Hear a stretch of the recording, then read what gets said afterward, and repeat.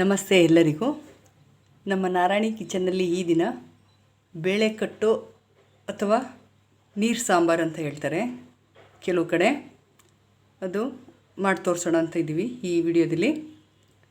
ಮತ್ತು ಜ್ವರ ಬಂದಿರೋರಿಗೆ ಡಾಕ್ಟ್ರ್ ಹೇಳಿರ್ತಾರೆ ಖಾರ ತುಂಬ ಕೊಡಬೇಡಿ, ಬೇಳೆ ಕಟ್ಟು ಕೊಡಿ ಅಂತ. ಬರೀ ಬೇಳೆ ಬೇಯಿಸಿ ಹಂಗೆ ಉಪ್ಪಾಕಿ ತಿಂದರೆ ಅದು ಅಷ್ಟೊಂದು ಅವ್ರಿಗೆ ಚೆನ್ನಾಗಿ ಅನಿಸೋದಿಲ್ಲ. ಈ ರೀತಿ ಮಾಡಿಕೊಟ್ರೆ ಅವ್ರಿಗೆ ಸ್ವಲ್ಪ ಇನ್ನೂ ಒಂದು ಸ್ವಲ್ಪ ಅನ್ನ ತಿನ್ನೋದಕ್ಕೆ ಇಷ್ಟ ಆಗುತ್ತೆ. ಬನ್ನಿ ಯಾವ ರೀತಿ ಮಾಡೋಣ ಅಂತ ನೋಡೋಣ. ಮೊದಲಿಗೆ ಒಲೆ ಹಚ್ಕೊಳ್ಳೋಣ. ಬಾಣಲಿ ಕಾಯಿಲಿ. ಇದು ತುಂಬ ಸಿಂಪಲ್ ಆದ ರೆಸಿಪಿ. ಇದೂ ಮೊದಲಿಗೆ ಒಂದು 2ರಿಂದ 3 ಸ್ಪೂನಷ್ಟು ಎಣ್ಣೆ ಹಾಕ್ಕೊಳ್ಳಿ. ಎಣ್ಣೆ ಕಾದ ನಂತರ ಸಾಸಿವೆ,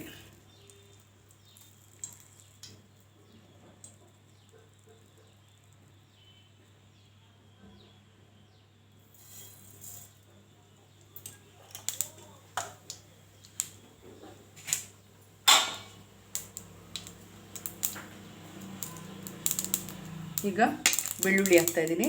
ಬೆಳ್ಳುಳ್ಳಿ ಅರ್ಧಂಬರ್ಧ ಜಜ್ಕೊಬೇಕು. ಕರಿಬೇವು, ಬೆಳ್ಳುಳ್ಳಿನ ಸ್ವಲ್ಪ ಫ್ರೈ ಮಾಡ್ಕೊಳ್ಳಿ.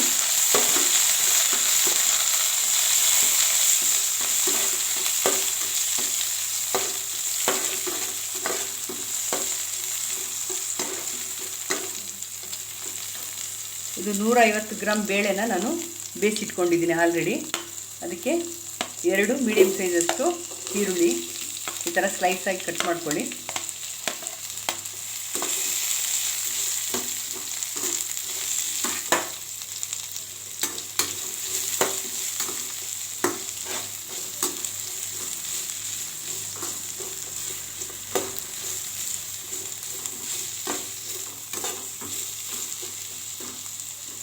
ತುಂಬ ಏನು ಈರುಳ್ಳಿ ಫ್ರೈ ಆಗಬೇಕಾಗಿದ್ದೇನಿಲ್ಲ, ಒಂದು 3/4 ಭಾಗ ಬೇಯಿದ್ರೆ ಸಾಕು.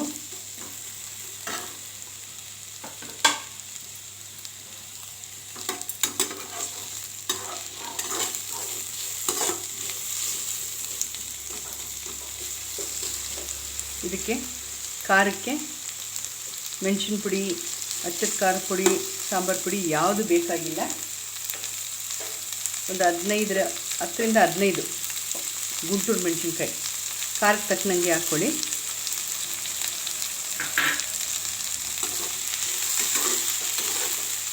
ಈ ಬೇಳೆ ಕಟ್ಟಿಗೆ ಇದೇ ಖಾರ, ಇದೇನು ನಾವು ಹಾಕೋದಿಲ್ಲ. 2 ಮೀಡಿಯಮ್ ಸೈಜ್ ಟೊಮೆಟೊ ಹಾಕ್ತಾಯಿದ್ದೀನಿ. ಟೊಮೆಟೊ ಜೊತೆಲಿ ಇನ್ನೂ ಒಂದು ಸ್ವಲ್ಪ ಈರುಳ್ಳಿ ಫ್ರೈ ಆಗುತ್ತೆ.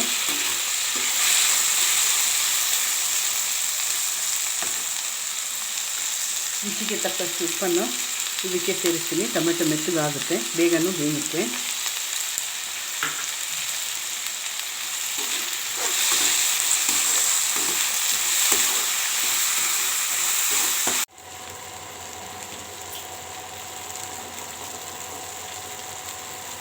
ಈಗ ಬೇಳೆ ಬೇಯಿಸಿರೋದನ್ನು ಒಲೆ ಮೇಲೆ ಇಡ್ತಾಯಿದ್ದೀನಿ. ಈಗ ನಾವು ಇದು ಒಗ್ಗರಣೆಯಲ್ಲಿ ಫ್ರೈ ಮಾಡ್ಕೊಂಡಿದ್ದೀವಲ್ಲ, ಅದನ್ನು ಇದ್ರ ಜೊತೆಗೆ ಸೇರಿಸಬೇಕು.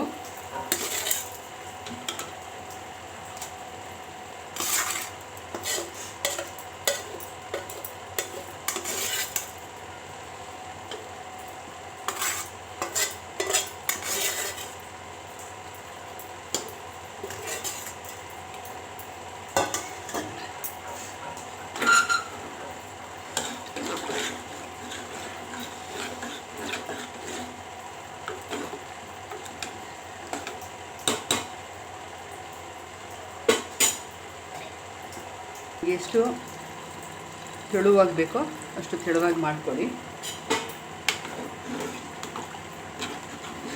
ಅಂದರೆ ಇದು ನೀರಾಗಿದ್ರೇ ಚೆನ್ನಾಗಿರೋದು. ಇದು ಇನ್ನೊಂದು ಸ್ವಲ್ಪ ನೀರು ಹಾಕ್ಕೋಣ.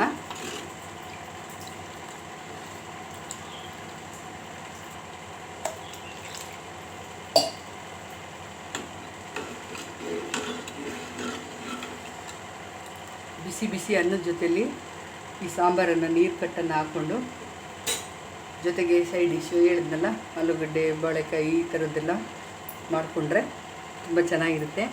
ಜ್ವರ ಇರೋರು ಇಲ್ಲದೇ ಇರೋರು ಆರಾಮಾಗಿ ತಿನ್ಬೋದು ಇದನ್ನು. ಮತ್ತು ಬೇಗನೂ ಆಗುತ್ತೆ, ಚೆನ್ನಾಗೂ ಇರುತ್ತೆ ಟೇಸ್ಟಿಯಾಗಿ. ಒಮ್ಮೆ ಟ್ರೈ ಮಾಡಿ ನೋಡಿ. ಈಗ ಇದು ಸಾರು ತುಂಬ ಕುದಿಬಾರ್ದು, ನೊರೆ ಬರಬೇಕು. ನೊರೆ ಬಂದಿದ ತಕ್ಷಣ ಕೊತ್ತಂಬರಿ ಸೊಪ್ಪು, ಸ್ವಲ್ಪ ಇಂಗು ಹಾಕಿ ಅದನ್ನು ಸ್ಟವ್ನ ಆಫ್ ಮಾಡಬೇಕು. ಒಂದು ಸಲ ಉಪ್ಪನ್ನ ಚೆಕ್ ಮಾಡ್ಕೊಂಬಿಡಿ.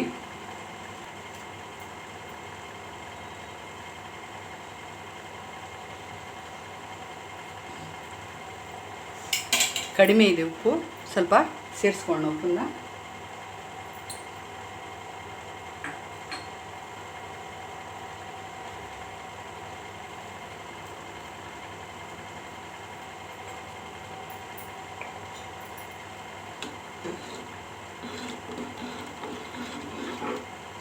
ನೋಡಿ, ಇಷ್ಟು ನೀರಿರಲಿ.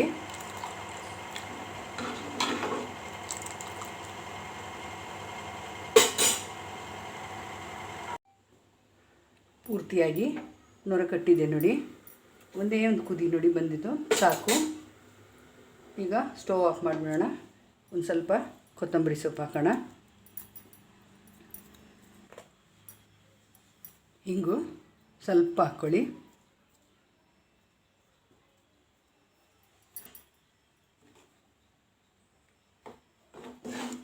ಮಿಕ್ಸ್ ಮಾಡಿ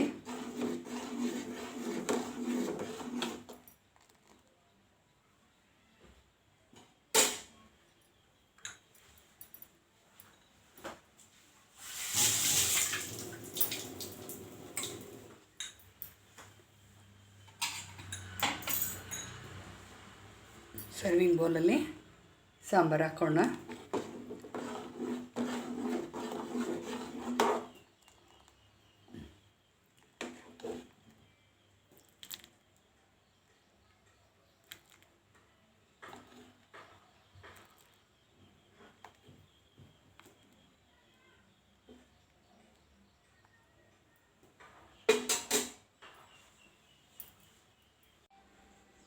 ನೀರು ಸಾಂಬಾರು ರೆಡಿ.